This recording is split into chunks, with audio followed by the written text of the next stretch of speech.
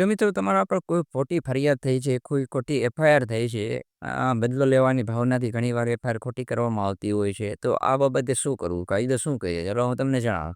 નમસ્કાર સાથી મિત્રો, હું એડવોકેટ જયદીપ બોધ, એડવોકેટ ગુજરાત હાઈકોર્ટ લો સિમ્પ્લિફાઈડ ફોર એવરીવનમાં તમામ મિત્રોનું હાર્દિક સ્વાગત કરું છું. ઘણીવાર કોઈ જો બદલો લેવા માટે, કોઈ ઉશ્કેરણી માટે ઘણીવાર તમારા પર કોઈ ખોટી ફરિયાદ કરવામાં આવતી હોય છે અથવા તો ફરિયાદની અંદર કોઈ ખોટું નિવેદન લખવામાં આવતું હોય છે. તો આ બાબતે શું કરવાનું હોય છે? તો કે ફર્સ્ટ ઓફ ઓલ તમારે એફઆઈઆર ડાઉનલોડ કરી લેવાની અથવા તો તમે પોલીસ સ્ટેશને જઈ એફઆઈઆરની નકલ લઈ લ્યો.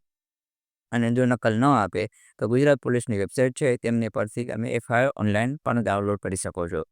હવે એફઆઈઆરમાં તમે કોણ છે ફરિયાદી, શું ફરિયાદ લખાવી છે, શું નિવેદન આપેલું છે અને કઈ કઈ કલમો લખાડવામાં આવી છે અને શું બનાવ છે, આ બાબતે તમે પહેલાં તમારા વકીલ જોડે ચર્ચા કરી દો. અને જો 374 જેવી કોઈ કલમ હોય, 498A હોય, તો તાત્કાલિક તમારા વકીલને એન્ટિસિપેટરી બેલ એટલે કે આગોતરા જામીન દાખલ કરવા માટે પણ તમે કહી શકો છો. સેશન કોર્ટમાં અથવા તો હાઈકોર્ટમાં તમે આગોતરા જામીન પણ લઈ શકો છો. જ્યારે ખોટી એફઆઈઆર દાખલ થતી હોય તો આવા કિસ્સામાં હંમેશા જરૂરી બનતું હોય છે. ત્યારબાદ તમે એફઆઈઆરને અભ્યાસ કરી લેજો, ત્યારબાદ એન્ટિસિપેટરી બેલ પર દાખલ કરી લીધી. આવું પણ બનતું હોય છે. છતાં પણ જો આગોતરા જામીન ન મળે તો એફઆઈઆરને રદ કરવા માટે એટલે કે ક્રોસિંગ માટે તમે સીધા હાઈકોર્ટ અપ્રોચ કરી શકો છો બીએનએસએસની કલમ 528 અંતર્ગત. હવે આ હાઈકોર્ટને સત્તા આપવામાં આવતી છે, નાની કોર્ટોને સત્તા હોતી નથી.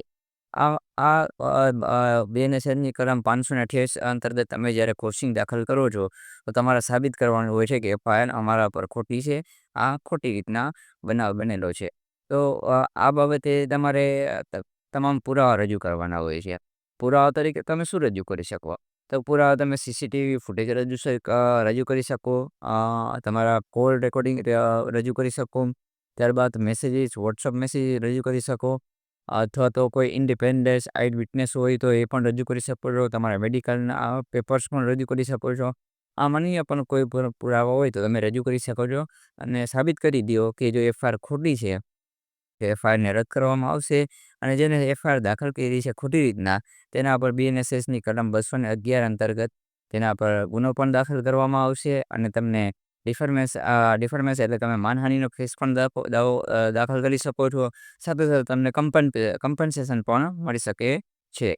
હંમેશા તમે તમારા અધિકારો પ્રત્યે જાગૃત રહો અને કોઈ વધુ માહિતી જોઈતી હોય તો પણ તમે ડીએમ કરો. જય ભીમ, જય ભારત.